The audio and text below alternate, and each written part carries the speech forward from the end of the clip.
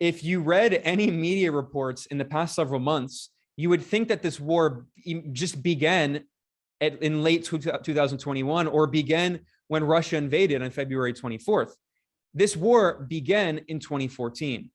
And before Russia sent a single troop into Ukraine on February 24th, more than 14,000 Ukrainians had died in an 8-year civil war fueled by the United States and NATO.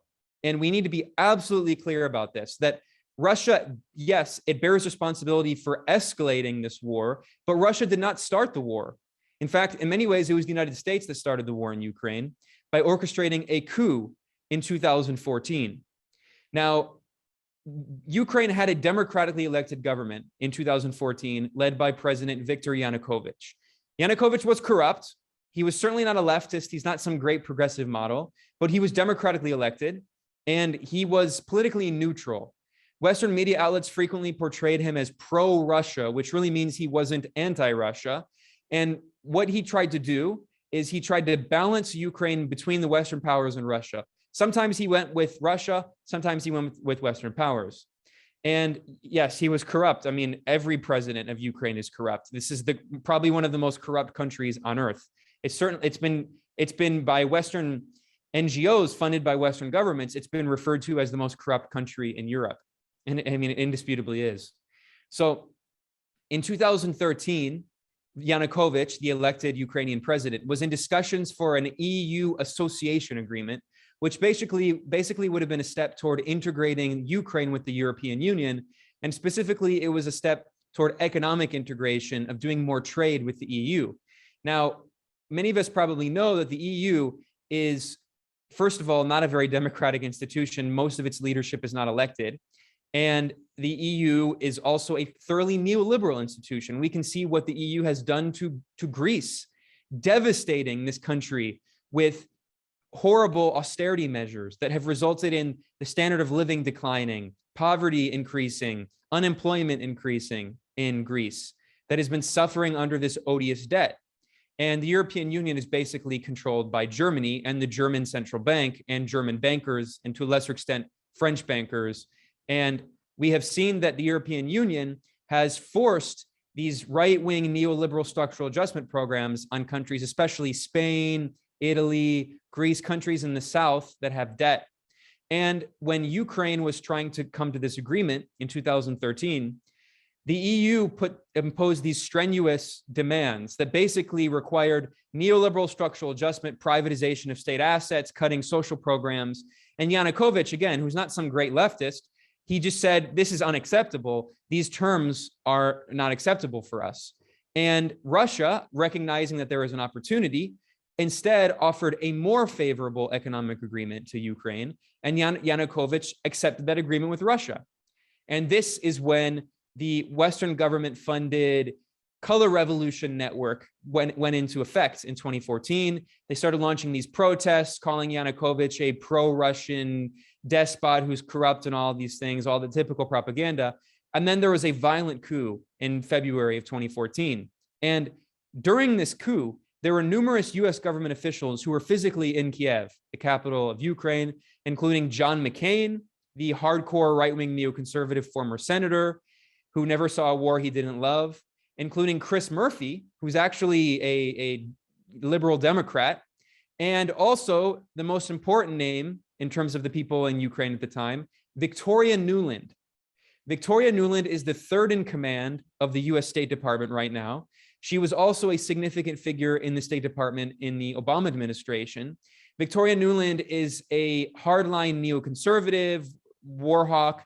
She's married to Robert Kagan, one of the co-founders of the Project for the New American Century. She also, Victoria Nuland, was a foreign policy advisor for Dick Cheney, of course, one of probably the main architect of the Iraq War, the power behind the throne of the Bush Jr. administration, vice president under George W. Bush. So Victoria Nuland is a hardcore warmonger and especially has a vicious hatred of Russia. And she was involved in orchestrating this coup in Ukraine. And this is not my opinion. This is very well substantiated by evidence. For instance, there was a leaked recording that being realistic was probably recorded by Russian intelligence, but it has been verified between her and Jeffrey Platt, who was the U.S. ambassador in Russia, the U.S. ambassador in Ukraine at the time. And in this phone call that was leaked between the U.S. ambassador in Ukraine and this important State Department official, Victoria Nuland, they can be heard in this recording handpicking who the leaders of the Ukrainian government will be after the coup in February 2014. And specifically, Victoria Nuland says, Yats is the guy. Yats is the guy. Yats is a short version of a right-wing neoliberal politician in Ukraine who was later installed as one of the top officials in the government under the billionaire oligarch Petro Poroshenko.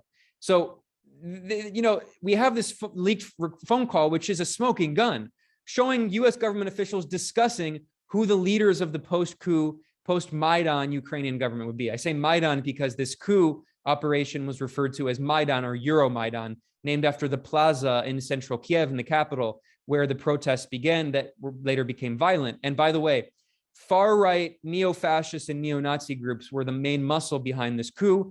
They also viciously attacked leftists in Ukraine, including they massacred leftists at a union hall, at the meeting hall, the building of a labor union in Odessa, burning over 40 people alive, killing them, most of them leftists. So anyway, we can't understand what's going on in Ukraine without understanding that historical context. After the 2014 coup, that's what led to a civil war. There were Russian-speaking Ukrainians in the eastern part of the country who rose up against the coup regime in Kiev. They refused to recognize the legitimacy, and they demanded independence. And now they have been referred to often as pro-Russian separatists, which, I mean, okay, I guess, but they are Ukrainians who speak Russian because nearly 20% of the Ukrainian population are ethnically Russian. They're politically, in terms of their nationality, Ukrainian, but they speak the Russian language, and their rights have consistently been repressed, especially after the 2014 coup, in which there were attempts to prevent them from speaking Russian in schools, prevent the use of Russian language in the media, and repression also physically after they rose up against the government.